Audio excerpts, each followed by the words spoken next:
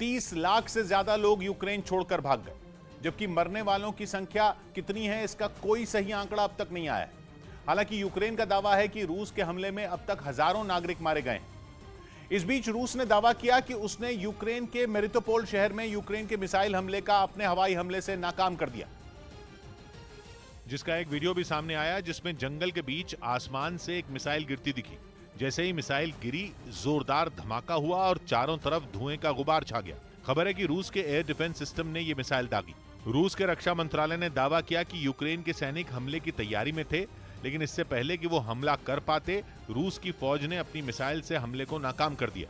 उधर रूस ने यूक्रेन में आम लोगों को निशाना बनाने के आरोपों से फिर इनकार किया। इस बार उसने अपनी ये सफाई यूएन सुरक्षा परिषद की बैठक में दी। और इसकी वजह रही मारियोपोल इलाके के थिएटर की ये तस्वीर, जहां यूक्रेन ने रूस के हवाई हमले में कई बच्चों और महिलाओं के मारे जाने का दावा किया। इसके बाद यूक्रेन और अमेरिका ने ये मुद्दा न्यूयॉर्क में यूएन सुरक्षा परिषद की बैठक में उठा दिया। Russian word for children was written outside the theater. Russian forces bombed it anyway. America ने थिएटर और अस्पताल में बच्चों को निशाना बनाने का आरोप लगाया, तो अब इन आरोपों पर जवाब देने की बारी रूस की थी। ऐसे में उसने अमेरिका और यूक्रेन को ही कटघरे में खड़ा कर दिया। साथ ही रूस ने बच्चों पर हमले के आरोपों को गलत बताया।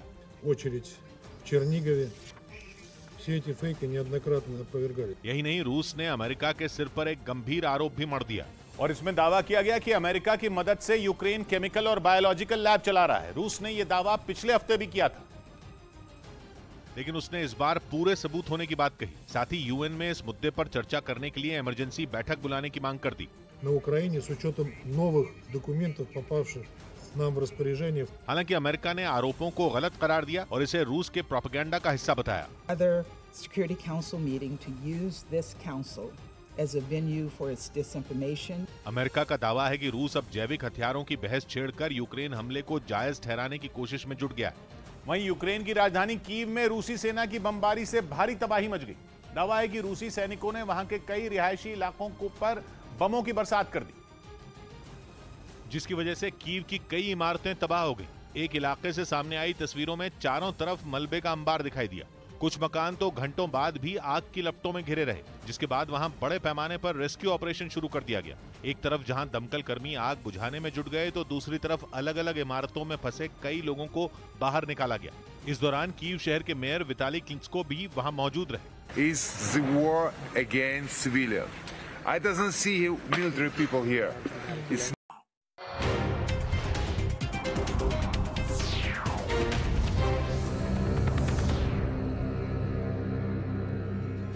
यूक्रेन के खिलाफ युद्ध में रूस का खुलकर समर्थन कर रहे चीन ने अमेरिका को सलाह दी है कि दो देशों के बीच युद्ध किसी के हक में नहीं है।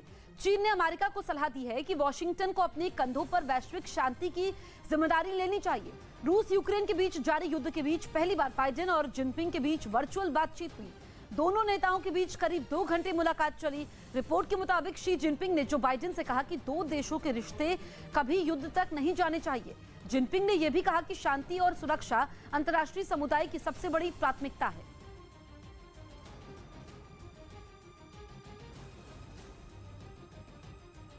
यूक्रेन में जंग के 23वें दिन भी रूस की सेना कोई बड़ी कामयाबी हासिल नहीं कर पाई। कीव और खार्किव में सबसे भीषण जंग चल रही है। पिछले 3 दिनों से खार्किव पर रूस ताबड़तोड़ हवाई हमले कर रहा है। इसी कड़ी में खार्किव में ही रूस की सेना ने उसी मार्केट पर फिर मिसाइल दागी जहां एक दिन पहले उसने बड़ा अटैक किया था। इस दूसरे हमले में वहां आग बुझाने में जुटे एक दमकल कर्मी की मौत हो गई, जो रूस की बमबारी से जल रहे मार्केट की आग बुझाने में जुटी टीम में शामिल था। बताया गया कि खार्किव के सबसे बड़े मार्केट में लगी आग को बुझाने के लिए 100 से ज्यादा दमकल कर्मियों को लगाया गया, लेकिन जैसे जैसे वक्त गुजरता गया वहां लगी आग और भी खतरनाक होती गई। पूरे इलाके में मानो आग का कोई बवंडर उठ गया। दुकानों के टूटकर गिरते हिस्से और शीशों के चकनाचूर होने की आवाजों के बीच आग बुझाते दमकल कर्मी एक दूसरे का हौसला बढ़ाते नजर आए। लेकिन तभी रूसी सेना की तरफ से वहां फिर हमला किया गया। यूक्रेन के मुताबिक इस हमले के बाद आग ने उस इलाके की दूसरी जगहों को भी चपेट में ले लिया, जिसका एक वीडियो भी यूक्रेन ने जारी किया। वीडियो में शहर के बीच बने मार्केट और उसके आसपास का काफी बड़ा इलाका आग के गोले में बदला दिखाई दिया और वहां से निकले गाढ़े काले धुएं ने शहर के कई किलोमीटर के इलाके को अंधेरे से ढक दिया। धुएं से बने बादल की एक तस्वीर तो ऐसी आई जैसे दिन में ही रात हो गई हो। एक तरफ धुएं का गुबार तो दूसरी तरफ तेजी से फैलती आग ने दमकल कर्मियों के भी पसीने छुड़ा दिए। कई घंटों की कोशिशों के बाद भी आग नहीं बुझाई जा सकी। वहीं मार्केट के पास की एक सड़क पर एक मिसाइल भी धंसी नजर आई। यूक्रेन ने दावा किया कि रूस के हमले में एक दमकल कर्मी की मौत हो गई, जबकि कई लोग घायल हो गए। खार्किव शहर के मार्केट नहीं, रूस की बमबारी ने वहां की कई रिहायशी इमारतों को भी निशाना बनाया। इन हमलों में एक आदमी की मौत हो गई, जबकि कई लोग घायल हो गए। और रूस के इन हमलों से खार्किव की कई इमारतें तबाह हो गईं। वहां चारों तरफ मलबे का अंबार लग गया, जिसके बाद राहत और बचाव की टीम मलबे के नीचे दबे लोगों को बाहर निकालने में जुट गई। वहां की कुछ इमारतों में तो अंदर जाने तक की भी जगह नहीं थी। बाद में दमकल कर्मियों ने किसी तरह अपने लिए रास्ता बनाया ताकि अंदर फंसे लोगों तक पहुंचा जा सके। हमले के बाद एक इमारत से धुएं का गुबार उठता नजर आया। बढ़ते हैं आगे। यूक्रेन युद्ध पर एक और बड़ी खबर। रूस की मीडिया में एक पोल करवाया। इसमें 80% लोगों ने यूक्रेन पर हमले को जायज माना। मतलब उन्होंने अपने राष्ट्रपति व्लादिमीर पुतिन के फैसले का समर्थन किया। इसे वहां पुतिन की बड़ी जीत के तौर पर देखा गया, क्योंकि पिछले दिनों रूस में भी कुछ जगहों से प्रदर्शन की खबरें सामने आई थी। तब दावा किया जा रहा था कि ये प्रदर्शनकारी यूक्रेन पर हमले के खिलाफ हैं। लेकिन अब ताजा पोल में पुतिन के फैसले पर मोहर लगा दी गई। ये पोल ऐसे समय में आया है जब दुनिया भर में रूस पर कई आर्थिक और दूसरे प्रतिबंध लगाए जा रहे हैं। लेकिन अब पोल में दिखाया गया कि रूस में ज्यादातर लोग पुतिन के साथ हैं।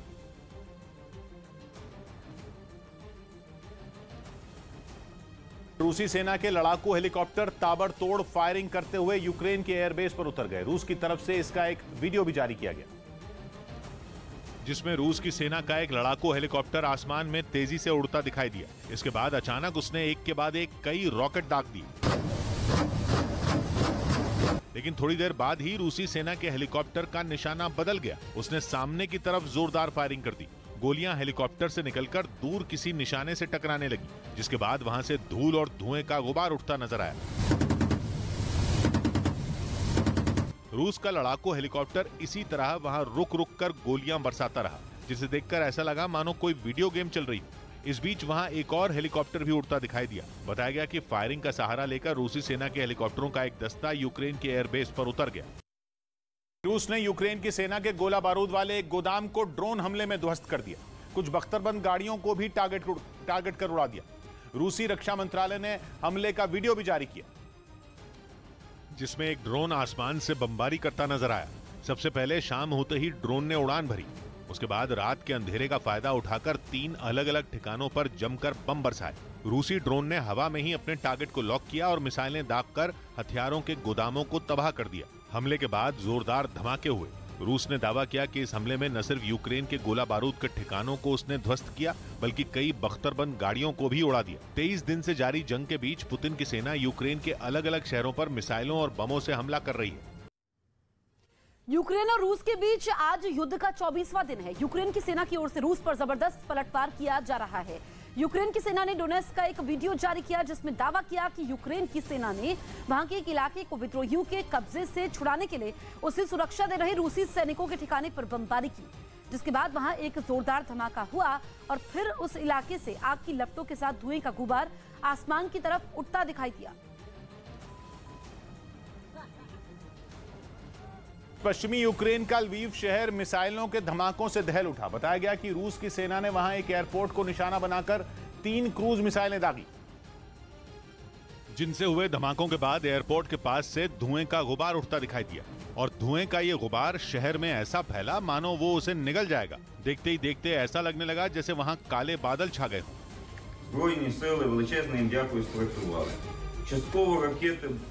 बताया गया कि एयरपोर्ट के पास हुए इन हमलों में लड़ाकू विमानों की मरम्मत करने वाला एक प्लांट पूरी तरह तबाह हो गया। वहीं यूक्रेन की सेना ने दावा किया कि रूस ने काला सागर की ओर से यह मिसाइल हमला किया और बताया गया कि इस हमले के लिए KH-555 क्रूज मिसाइलें दागी गईं। ये क्रूज मिसाइलें करीब 3500 किलोमीटर दूर से ही दुश्मन के ठिकानों को निशाना बना सकती हैं। इतना ही नहीं, टारगेट को तबाह करने के लिए ये मिसाइल अपने साथ करीब 400 किलो विस्फोटक भी ले जा सकती हैं। कुछ दिनों पहले लवीव शहर में एक मिलिट्री बेस पर भी रूसी सेना ने इन्हीं मिसाइलों से हमला किया था, जिसमें यूक्रेन की ओर से लड़ रहे 35 विदेशी लड़ाकों की मौत हो गई थी, जबकि 50 से ज्यादा लोग घायल हो गए। और जिस लवीव शहर को व्लादिमीर पुतिन की सेना ने निशाना बनाया, वो पोलैंड बॉर्डर के बेहद करीब है, जहां दूसरी बार रूस की सेना ने बहुत बड़ा हमला बोला। यूक्रेन के लवीव से पोलैंड महज 70 किलोमीटर की दूरी पर है, जहां नाटो की सेनाओं ने डेरा डाला हुआ है। क्योंकि पोलैंड नाटो का सदस्य है, ऐसे में माना जा रहा है कि लवीव पर हमला बोलकर रूस ने नाटो को भी चेतावनी दी। जहां रूस ने काला सागर में तैनात अपने एक युद्धपोत से एक के बाद एक 6 क्रूज मिसाइलें दागी और इन मिसाइलों के निशाने पर रहा लवीव का एयरपोर्ट, जहां लड़ाकू विमानों की मरम्मत का एक प्लांट भी मौजूद था, जो इन हमलों में बर्बाद हो गया। यूक्रेन के डोनेस्क में रूस की फौज के हवाई हमले में 2 लोगों की मौत हो गई और 6 लोग घायल हो गए। हमला इतना जोरदार था कि उन्हें भागने तक का मौका नहीं मिला। यूक्रेन की एक मीडिया ने हमले का वीडियो जारी किया, जिसमें शहर के बीचों बीच एक घर पर आसमान से मिसाइल गिरती दिखी। जैसे ही मिसाइल घर पर गिरी, जोरदार धमाका हुआ और घर पूरी तरह से तबाह हो गया। हमला इतना जोरदार था कि चारों तरफ धुएं का गुबार छाया नजर आया। दावा किया गया कि इसी हमले में 2 लोगों की जान गई और 6 लोग घायल हो गए। यही नहीं, डोनेस्क शहर में ही यूक्रेन की सेना और रूस के समर्थक अलगाववादियों के बीच जमकर गोलीबारी हुई, जिसमें 4 लोगों की मौत हो गई। जिसके सामने आए एक वीडियो में चारों तरफ तबाही का मंजर दिखाई दिया। सड़क पर इधर उधर शव पड़े नजर आए। कई घरों की खिड़कियां टूटी दिखी और दीवारों पर गोलियों के निशान दिखाई पड़े। बमबारी में कुछ कारों के शीशे भी टूट गए। हमले के बाद जमीन पर मलबे का ढेर दिखाई पड़ा। विद्रोहियों और यूक्रेन की फौज के बीच हुई गोलीबारी में आम लोगों को काफी नुकसान हुआ, जिसकी वजह से उनको अपना देश तक छोड़ना पड़ रहा है। मतलब वो पलायन करने के लिए मजबूर हैं। संयुक्त राष्ट्र का अनुमान है कि जंग के बीच 30 लाख से ज्यादा लोग यूक्रेन छोड़कर भाग गए, जबकि मरने वालों की संख्या कितनी है इसका कोई सही आंकड़ा अब तक नहीं आया है। हालांकि यूक्रेन का दावा है कि रूस के हमले में अब तक हजारों नागरिक मारे गए हैं। रूस ने दावा किया कि उसने यूक्रेन के मेरिटोपोल शहर में यूक्रेन के मिसाइल हमले का अपने हवाई हमले से नाकाम कर दिया, जिसका एक वीडियो भी सामने आया, जिसमें जंगल के बीच आसमान से एक मिसाइल गिरती दिखी। जैसे ही मिसाइल गिरी, जोरदार धमाका हुआ और चारों तरफ धुएं का गुबार छा गया। खबर है कि रूस के एयर डिफेंस सिस्टम ने यह मिसाइल दागी। रूस के रक्षा मंत्रालय ने दावा किया कि यूक्रेन के सैनिक हमले की तैयारी में थे, लेकिन इससे पहले कि वो हमला कर पाते, रूस की फौज ने अपनी मिसाइल से हमले को नाकाम कर दिया। रूस ने यूक्रेन में आम लोगों को निशाना बनाने के आरोपों से फिर इनकार किया। इस बार उसने अपनी ये सफाई यूएन सुरक्षा परिषद की बैठक में दी। और इसकी वजह रही मारियोपोल इलाके के थिएटर की ये तस्वीर, जहां यूक्रेन ने रूस के हवाई हमले में कई बच्चों और महिलाओं के मारे जाने का दावा किया। इसके बाद यूक्रेन और अमेरिका ने यह मुद्दा न्यूयॉर्क में यूएन सुरक्षा परिषद की बैठक में उठा दिया। Russian word for children was written outside the theater. Russian forces bombed it anyway. America ने थिएटर और अस्पताल में बच्चों को निशाना बनाने का आरोप लगाया, तो अब इन आरोपों पर जवाब देने की बारी रूस की थी। ऐसे में उसने अमेरिका और यूक्रेन को ही कटघरे में खड़ा कर दिया। साथ ही रूस ने बच्चों पर हमले के आरोपों को गलत बताया।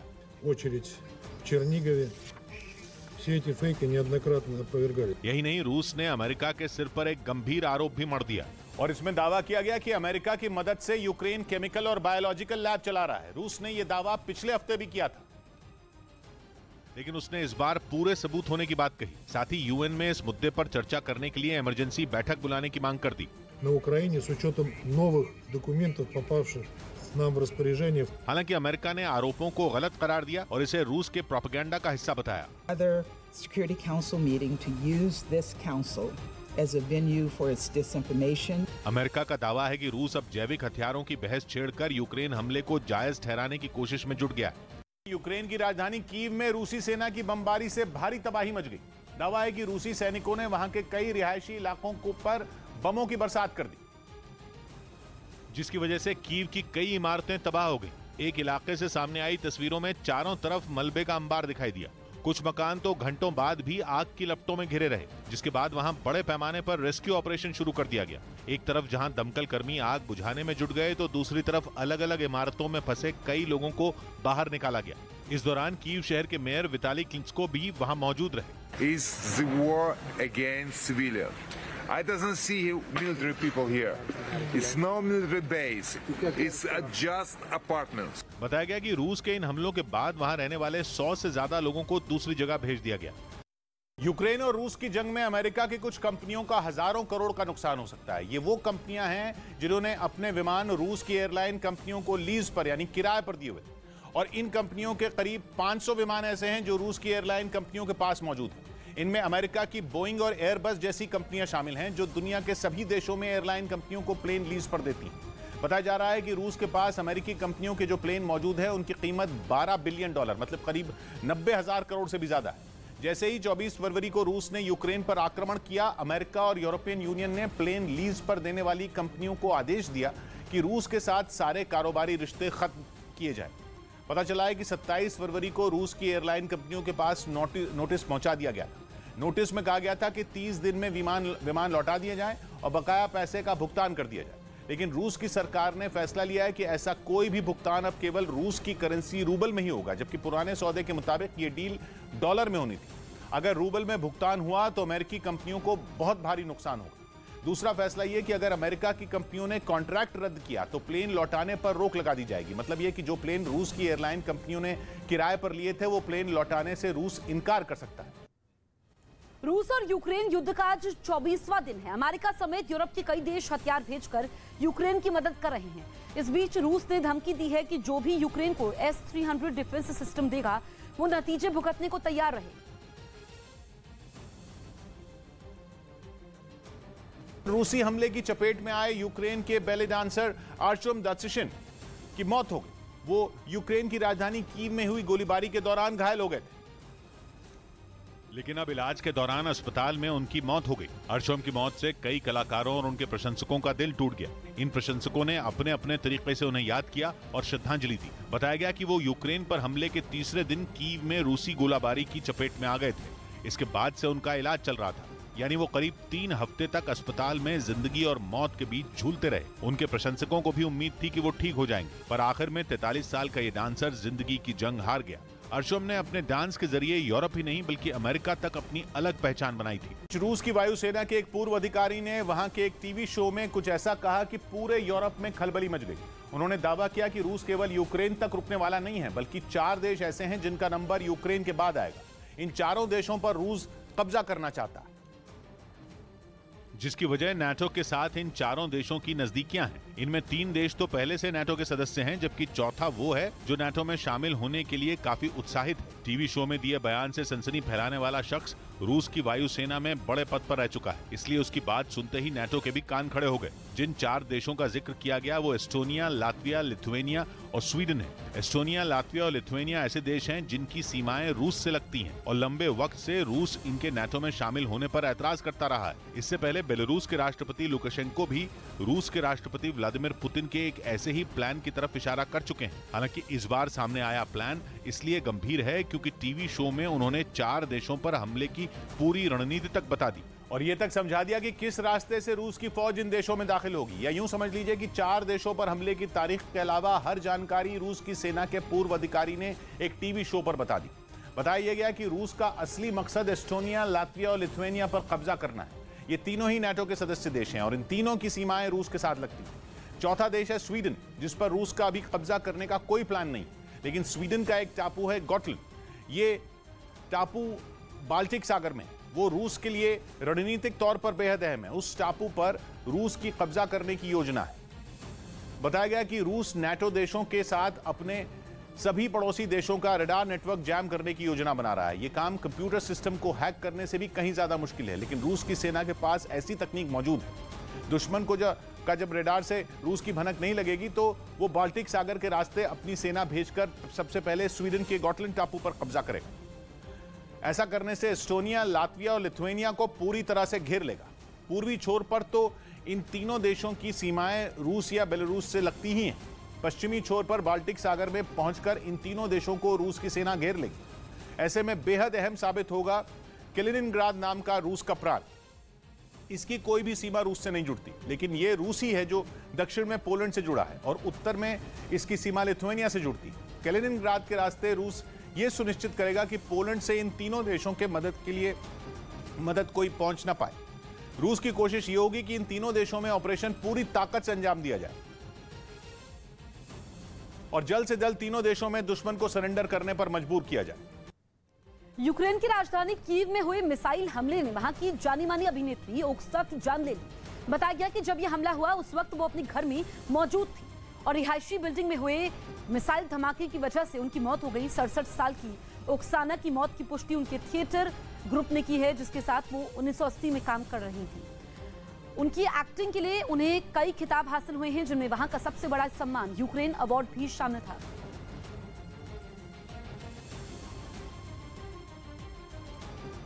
शायद टीवी शो को देखने के बाद नाटो को भी पुतिन के प्लान की हवा लग गई। खबर आई कि एस्टोनिया में नाटो ने अपने जवानों की तैनाती बढ़ा दी। माना जा रहा है कि नाटो का यह कदम इसीलिए है क्योंकि एक अधिकारी ने एस्टोनिया पर हमले का रूस का प्लान बताया था। और इसी खतरे को भांपते हुए नाटो के 130 जवान एस्टोनिया के एयरबेस पर पहुंच गए। फ्रांस से जुड़े ये जवान अपने हाथों में बैग पकड़े विमान से बाहर निकलते दिखे। इसके बाद एयरबेस पर इनकी गिनती की गई। फिर उन्हें अधिकारियों ने नाटो के मिशन की जानकारी दी। यूरोप का देश एस्टोनिया कभी सोवियत संघ का हिस्सा हुआ करता था, लेकिन 2004 में ये नाटो से जुड़ गया और तभी से ये रूसी राष्ट्रपति व्लादिमीर पुतिन की आंखों की किरकिरी बन गया। पर हर बार अमेरिका और नाटो एस्टोनिया की ढाल बनकर पुतिन के सामने खड़े हो जाते हैं। यूक्रेन में पोलैंड बॉर्डर के पास रूसी सेना के मिसाइल हमलों में आई तेजी के बीच ब्रिटेन ने अपना स्काई सेबर मिसाइल सिस्टम वहां भेजने का फैसला किया। ब्रिटेन के रक्षा मंत्री ने अपने पोलैंड दौरे के दौरान इसकी तैनाती का ऐलान किया, जो ब्रिटेन का सबसे आधुनिक एयर डिफेंस सिस्टम माना जाता है और इसी साल जनवरी में इसे ब्रिटेन की सेना के बेड़े में शामिल किया गया था। ब्रिटेन का दावा है कि इसकी मदद से पोलैंड को रूसी सेना की ओर से मिसाइल हमला होने पर बचने में मदद मिलेगी, क्योंकि ये दुश्मन की मिसाइलों पर सटीक निशाना लगाने की काबिलियत रखता है। ब्रिटेन ने ऐसे वक्त में पोलैंड को अपना बेहतरीन एयर डिफेंस सिस्टम देने का ऐलान किया है, जब रूसी सेना ने यूक्रेन के उन इलाकों पर मिसाइलों से हमले तेज कर दिए हैं जो पोलैंड की सीमा के काफी करीब हैं। हालांकि इस एयर डिफेंस सिस्टम का पूरा कंट्रोल ब्रिटेन के ही हाथों में रहेगा, जो टेनिस की बॉल के जितने छोटे टारगेट पर भी सटीक निशाना साध सकता है। यही नहीं, ये हवा में आ रही दुश्मन की 24 मिसाइलों को एक साथ गिराने की भी काबिलियत रखता है और करीब 100 किलोमीटर दूर से ही ये दुश्मन की मिसाइलों को गिरा सकता है। इसके साथ ही ये दुश्मन के लेजर गाइडेड बमों और ड्रोन को भी अपने इलाके में नहीं फटकने देता, जबकि ब्रिटेन के इस एयर डिफेंस सिस्टम को कि अपने चारों तरफ 360 डिग्री पर नजर रहती है। यूक्रेन ने खार्किव में पुतिन की सेना के कई टैंकों को तबाह करने का दावा किया। यूक्रेन की सेना ने इसी से जुड़ा एक वीडियो सोशल मीडिया पर शेयर किया, जिसमें जंग के मैदान पर एक टैंक आग की लपटों से घिरा दिखा। दावा है कि यूक्रेन की तरफ से किए गए हवाई हमले में इस रूसी टैंक का ये हाल हुआ। इसके अलावा वहां कुछ और टैंक भी दिखे, लेकिन उनका भी वही हाल हुआ, यानी वो भी पूरी तरह कबाड़ में बदल गए। बताया गया कि ये तबाही वहां यूक्रेन के ताबड़तोड़ हवाई हमलों से हुई। दावा है कि इन हमलों से रूस के जवानों को संभलने तक का मौका नहीं मिला और उन्हें अपने टैंकों को छोड़कर भागना पड़ा। इस वीडियो के जरिए ये दिखाने की कोशिश की गई कि इस जंग में पुतिन की सेना को किस तरह यूक्रेन से मुंह की खानी पड़ रही है। जंग के बीच यूक्रेन के खार्किव में एक बिल्ली को मलबे से सुरक्षित बाहर निकाला गया। इसका एक वीडियो सामने आया जिसमें वो बिल्ली मलबे के नीचे दबी दिखी। जैसे ही लोगों की नजर उस पर गई, उन्होंने रेस्क्यू टीम को खबर की। इसके बाद मौके पर पहुंची टीम ने मलबे को हटाया और उस बिल्ली को बाहर निकाला। खबर है कि बमबारी में बिल्ली के मालिक की मौत हो गई थी। यूक्रेन की राजधानी कीव के एक एनजीओ ने इसका वीडियो जारी किया। रूस की भारी भरकम सेना से लड़ने के लिए यूक्रेन को पश्चिमी देशों से कुछ ऐसे हथियार मिले जो उसके लिए सुरक्षा कवच बन गए। इन हथियारों की लिस्ट सामने आई। एक दिन पहले बाइडेन ने यूक्रेन को 6000 करोड़ से ज्यादा का पैकेज देने का ऐलान किया था, जिनमें कई खतरनाक हथियार भी शामिल थे। और अब यूक्रेन का सुरक्षा कवच बने उन हथियारों के नाम सामने आए जो उसे अमेरिका और पश्चिमी देशों से मिले, जिनमें सबसे पहला नंबर है स्टिंगर मिसाइल का। ये एक छोटा सा रॉकेट होता है जो मिसाइल को शूट करता है। इसे कोई भी अपने कंधे पर रखकर इस्तेमाल कर सकता है। इसकी ताकत का अंदाजा इसी बात से लग जाता है कि ये मिसाइल ड्रोन और हेलीकॉप्टर को मार गिराती है। ये दुनिया की सबसे छोटी और हल्की मिसाइलों में एक है जो केवल 5 फीट लंबी होती है। मतलब इसे उठाना और चलाना दोनों आसान है। वैसे तो ये अमेरिकी हथियार है, लेकिन पिछले कुछ सालों में यूक्रेन को इस हथियार की बड़ी सप्लाई की गई है और कहा जा रहा है कि ये मिसाइल रूस की सेना का काल बन गई। और यूक्रेन के सैनिकों के लिए एक ऐसा हथियार जिसने इसे एक तरफा समझे जा रहे युद्ध में यूक्रेन को बराबर की टक्कर देने का मौका दिया। केवल स्टिंगर मिसाइल ही नहीं, एंटी टैंक जैवलिन मिसाइल भी यूक्रेन के सैनिकों का बड़ा सहारा बनी। और दावा किया गया कि यूक्रेन की सेना जैवलिन मिसाइल के दम पर रूस की 280 बख्तरबंद गाड़ियों को तबाह कर चुकी है। एंटी टैंक जैवलिन मिसाइल की सबसे बड़ी खासियत यह है कि इसे अकेला सैनिक भी चला सकता है और दुश्मन के खेमे में कोहराम मचा सकता है। जैवलिन मिसाइल को सैनिक कंधों पर रखकर फायर कर सकते हैं और इसी वजह से सैनिक इसका इस्तेमाल किसी इमारत के अंदर कर सकते हैं। इसे फायर एंड फॉरगेट टाइप का हथियार भी कहते हैं, मतलब चलाओ और भूल जाओ, क्योंकि ये मिसाइल फायर किए जाने से पहले ही अपना टारगेट पहचान लेती है और फायर किए जाने के बाद उसे तबाह कर देती है। जिसका एक फायदा यह है कि मिसाइल को चलाने के बाद सैनिक को यह देखने के लिए रुकने की जरूरत नहीं होती कि वो सही जगह पहुंची या नहीं, मतलब कि वो इसे फायर करके छिप सकता है। इस मिसाइल को इस्तेमाल करना इतना आसान है कि कहा जाता है कि अगर आप वीडियो गेम खेलते हैं तो ये मिसाइल चला सकते हैं। लेकिन कहा जा रहा है कि आसानी से चलाई जाने वाली इस मिसाइल ने रूस के सैनिकों की नाक में दम कर रखा है। स्टिंगर और जैवलिन के अलावा कुछ और हथियार भी रूस की राह में रुकावट बने हुए हैं, जिनमें यूक्रेन को ब्रिटेन से कुछ दिनों पहले मिली एनलॉ लाइट एंटी टैंक मिसाइलें शामिल हैं। इसे ब्रिटेन और स्वीडन ने मिलकर बनाया है और दावा किया गया कि इन मिसाइलों से रूस के कई टैंकों को बर्बाद कर दिया गया। एनलॉ light anti tank missile 800 metre की दूरी तक मार कर सकती है।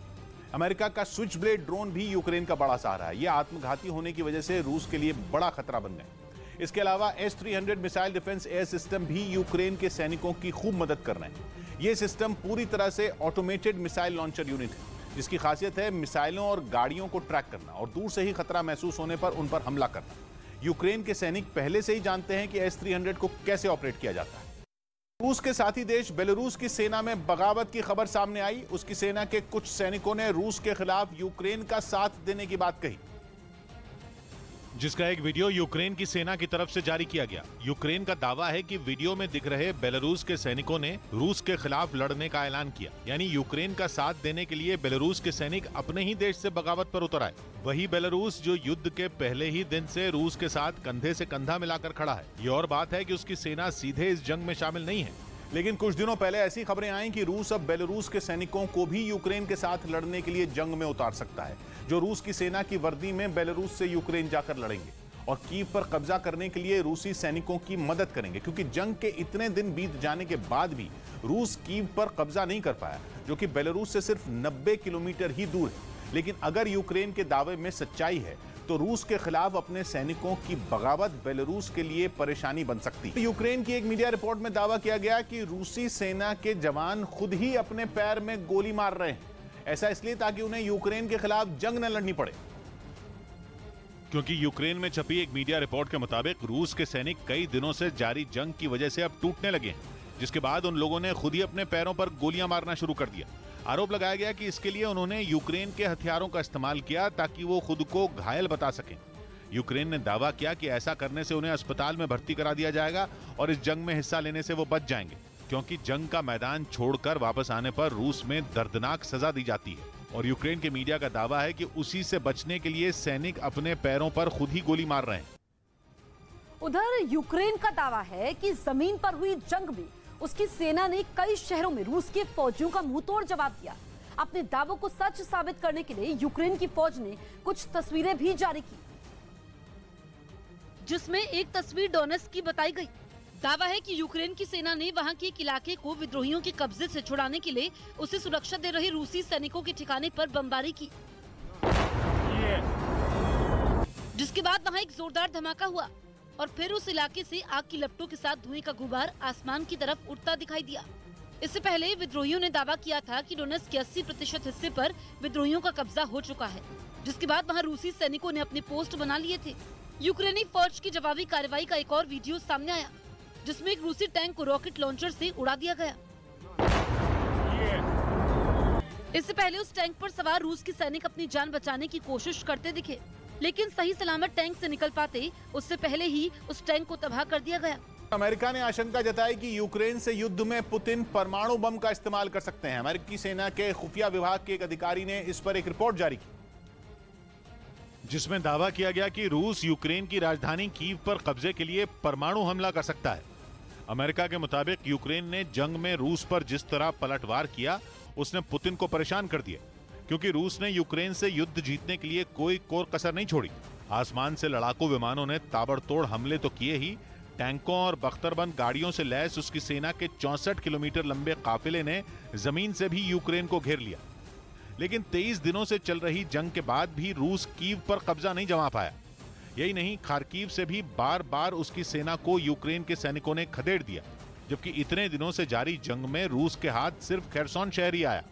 अमेरिका ने रूस की इसी परेशानी का जिक्र अपनी रिपोर्ट में किया, जिसमें कहा गया कि पुतिन अब किसी भी हाल में यूक्रेन का युद्ध जल्द खत्म करना चाहते हैं और इसके लिए वो परमाणु बम का भी इस्तेमाल कर सकते हैं। वॉर क्रिमिनल के बाद जो बाइडेन ने पुतिन को हत्यारा, तानाशाह और ठग बोल दिया, यूक्रेन में अमेरिका की सेना तो रूस के खिलाफ जंग नहीं लड़ रही, लेकिन पुतिन और बाइडेन के बीच जबानी जंग जोरों पर है। एक दिन पहले ही एक कार्यक्रम में मीडिया से बात करते हुए बाइडेन ने पुतिन को वॉर क्रिमिनल कहा था और अगले दिन उन्होंने पुतिन को हत्यारा, तानाशाह और ठग कह दिया। You know, the Republic standing together against a murderous dictator, a pure thug who is waging an immoral war against the people of Ukraine. Biden ने एक और कार्यक्रम में डंके की चोट पर यह बात दोहराई कि पुतिन को अपनी करनी की सजा भुगतनी होगी। The world is united in our support for Ukraine and our determination to make Putin pay a very heavy price. रूस पर इन हमलों में अमेरिका का यूक्रेन ने भी साथ दिया। एक ट्वीट में उसकी ओर से लिखा गया कि वो बाइडेन की बातों से सहमत है, क्योंकि पुतिन एक वॉर क्रिमिनल हैं जो जानबूझकर मासूम लोगों को मार रहे हैं। जिसके बाद रूस की प्रतिक्रिया भी सामने आई और उसकी ओर से कहा गया कि बाइडेन ने पुतिन के लिए ऐसे शब्दों का इस्तेमाल करके उनका अपमान किया है। इस बीच पुतिन के वफादार रूस के चेचनिया इलाके के प्रमुख रमजान कादिरोव ने एक वीडियो जारी किया, जिसमें चेचन स्पेशल फोर्स के जवान आग की लपटों में घिरी एक इमारत से महिलाओं और बच्चों को बचाते हुए दिखाई दिए। बताया गया कि ये वीडियो मारिउपोल शहर का है, जो हवाई हमलों की वजह से खंडर बन चुका है और अब वहां चेचन स्पेशल फोर्स के जवानों ने घेराबंदी शुरू कर दी है, जिसकी कुछ तस्वीरें भी जारी की गई, जिनमें चेचन लड़ाके की इमारत की ऊपरी मंजिल पर गोलियां बरसाते दिखे। दीवारों और गाड़ियों की आड़ लेकर इन लड़ाकों ने ऐसी गोलाबारी की कि पूरा इलाका गोलियों की गूंज से थर्रा उठा। जिस इमारत को निशाना बनाया गया उसमें आग लगी थी और उसके निचले तले पर कुछ लोग फंसे हुए थे, जिसके बाद इन लड़ाकों ने रेस्क्यू ऑपरेशन चलाया और वहां फंसी महिलाओं और बच्चों को सुरक्षित निकाल लिया। दावा है कि रमजान कादिरोव की चेचन स्पेशल फोर्स को मारिउपोल पर कब्जा करने के लिए तैनात किया गया है और माना जा रहा है कि रमजान कादिरोव इस बहाने पुतिन के लिए अपनी वफादारी साबित करना चाहती हैं। इसीलिए दावा है कि उन्होंने रूस की तरफ से लड़ने के लिए अपनी चेचन स्पेशल फोर्स के लगभग 10,000 लड़ाके यूक्रेन भेजे हुए हैं, जो कि ऐसे खूंखार शिकारी हैं जो अपनी बर्बरता के लिए पूरी दुनिया में बदनाम हैं। चेचन फोर्स के जवानों का बस एक ही मिशन होता है, किसी भी तरह अपने दुश्मन को ढेर करना। इसके लिए वो कोई भी हथकंडा अपनाने से नहीं चूकते हैं। इंसानों को बेजान चीजों की तरह मौत के घाट उतार देते हैं। कहा तो यह भी जाता है कि कादिरोव ने यूक्रेन के एक टैंक को तबाह करने पर अपने लड़ाकों को $20,000 यानी भारतीय रुपयों में 15 लाख से ज्यादा का इनाम रखा है। वो इससे पहले सीरिया और जॉर्जिया में भी पुतिन के ऑपरेशन को कामयाब बनाने के लिए वहां अपनी सेना तैनात कर चुके हैं। यूक्रेन में जारी जंग से दूर अमेरिका ने भूमध्य सागर में अपने जंगी जहाजों की ताकत दिखाई। अमेरिकी नौसेना ने फ्रांस और इटली के साथ मिलकर बीच समंदर में युद्ध का अभ्यास किया और इस अभ्यास में अमेरिका के कई लड़ाकू विमानों ने मिसाइलों के साथ अपना दमखम दिखाया। पलक झपकते ही इन विमानों ने युद्धपोत के रनवे से उड़कर आसमान की ऊंचाइयों को छू लिया। बताया गया कि कुछ अमेरिकी लड़ाकू विमान रोमानिया और यूक्रेन की सीमा तक भी पहुंचे। युद्ध का यह अभ्यास भूमध्य सागर में हुआ और इस दौरान वहां कुछ ऐसे भी लड़ाकू विमान दिखे जिनकी मरम्मत की जा रही थी।